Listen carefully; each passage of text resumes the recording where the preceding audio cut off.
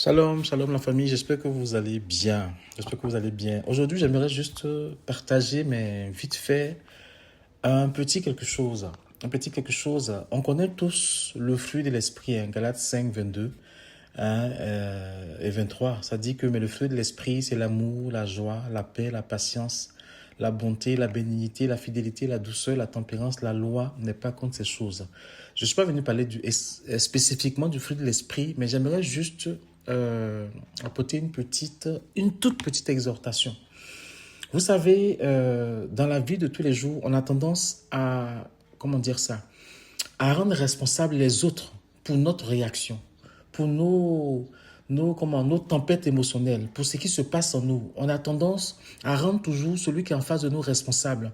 On ne se demande pas, au fait, pourquoi est-ce que j'ai réagi de cette manière? Pourquoi est-ce que, face à son attitude, j'ai réagi de cette manière? Sur ODS, on a déjà prêché sur l'aigle. On a montré comment l'aigle s'élève pour être au-dessus de tout, pour ne pas réagir de la mauvaise manière. On t'a prêché pendant longtemps sur beaucoup d'éléments. Comment faire pour ne pas réagir de la mauvaise manière. Mais c'est difficile pour nous parce que y a ces choses-là qui sont en nous dont Dieu voudrait nous délivrer. Quand l'apôtre Paul parle du fruit de l'esprit, c'est parce qu'il sait que ces fruits-là auront du mal à s'installer en nous. Mais par l'Esprit de Dieu, ces fruits peuvent s'installer en nous. Je vais vous raconter une histoire. Pourquoi je veux parler de ça aujourd'hui? Il y a quelqu'un qui disait que, d'autres disent que c'est un moine bouddhiste, d'autres disent que c'est un maître, d'autres disent que c'est un grand, un penseur, peu importe. Il pose la question à ses élèves. Il dit, quand vous tenez du café et que quelqu'un vous bouscule et que vous renversez le café, pourquoi avez-vous renversé le café? Et ses élèves, ses disciples lui répondent que c'est parce que la personne nous a bousculés. Et ce maître, ce penseur, ce moine bouddhiste, peu importe, en tout cas ce penseur, dit non en fait. C'est pas parce que l'autre vous a bousculé que vous avez renversé du café. C'est parce que vous teniez le café que vous avez renversé le café. Ça aurait été le jus, vous aurez renversé le jus. Ça aurait été du lait, vous aurez renversé du lait. Ça aurait été de l'eau, vous aurez renversé de l'eau. Amen. Et la réflexion, en fait, à comprendre, c'est que quand la vie nous bouscule, quand nous sommes face à des situations d'injustice, on ne peut renverser, on ne peut révéler que ce qu'on a en nous. Amen. La vie ne va pas créer quelque chose en nous. Ce qu'on va montrer là, c'est ce qu'il y a en nous. Si c'est le café, on va renverser le café. Si c'est le lait, on va renverser le lait. En fait, nos émotions vont faire ressentir que ce qu'on a en nous. Si je vois la réussite de mon frère, que plutôt que de rendre grâce à Dieu, c'est la jalousie qui se manifeste, c'est que Dieu me dit que je dois guérir de la jalousie. Amen.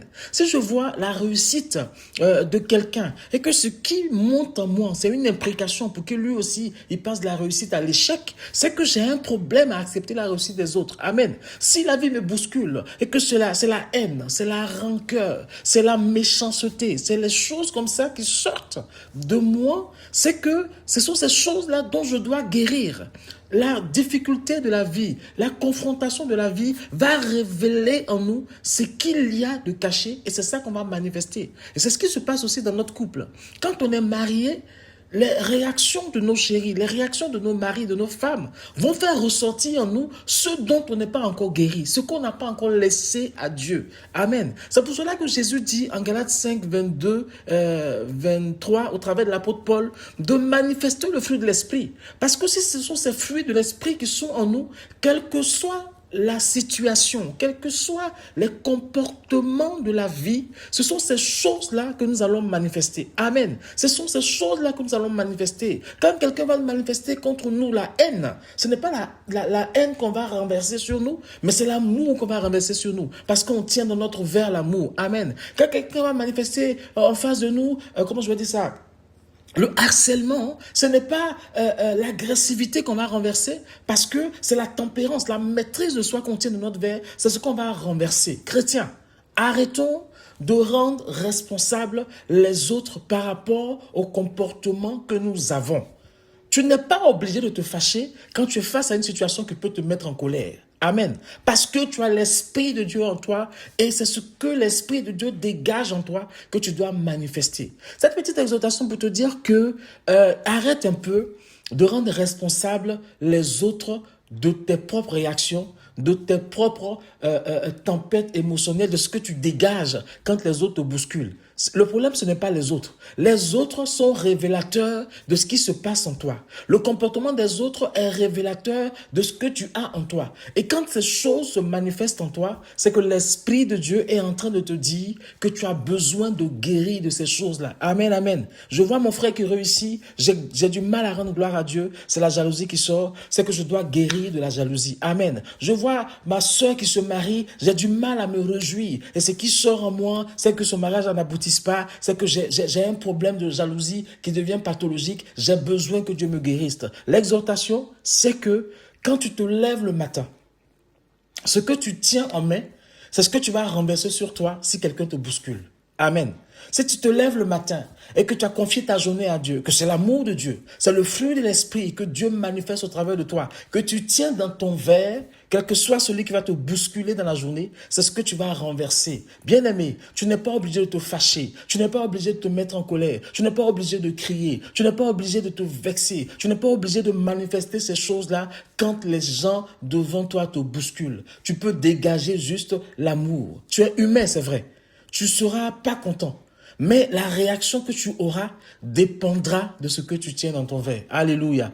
Donc, que Dieu nous aide, franchement, à ne plus rendre responsables les autres de nos réactions, mais à demander à Dieu de nous aider à guérir de la réaction qu'on aura eue et qui ne le glorifie pas.